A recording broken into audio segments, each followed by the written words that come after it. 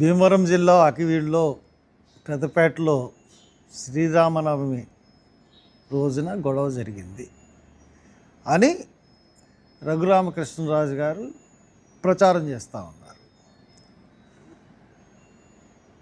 అప్పటి నుంచి 29 నేను అక్కడి నుంచి ఇక్కడికి విషయం అన్నీ తెలుసుకునేటప్పటికి సోషల్ మీడియాలో రకరకాల ఊహాగానాలు వచ్చేటప్పటికి నేను సోమవారం వెళదామని బయలుదేరాను.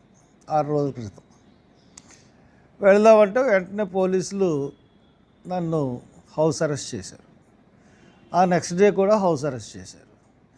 ఆ నెక్స్ట్ డే భీమవరం వెళ్తున్నప్పుడు పాలకొల్లు దగ్గర పోలీసులు ఆఫ్ చేసి బైండ్ ఓవర్ ఏదో తీసుకుని, అంటే అది యాక్చువల్గా బైండ్ ఓవర్ అన్నది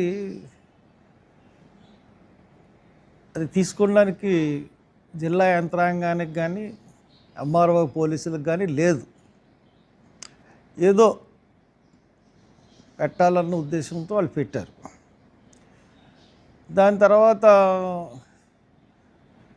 వాళ్ళ మీద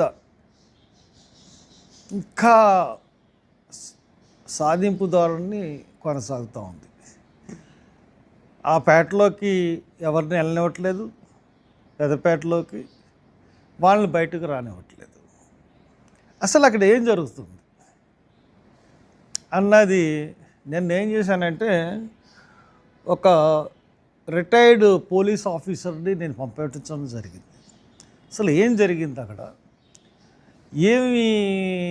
ఎలా జరిగింది, ఏం జరిగింది, అసలు ఎందుకు జరిగింది అంటే అక్కడ చాలా క్లియర్గా ఒక కుట్ర అన్నది జరిగింది.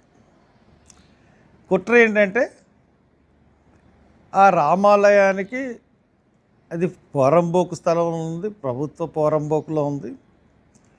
దానికి అలంగళ్ళు ఉన్నాయి, దాని పేరు మీద 2 ఎకరాలు ఉన్నాయి.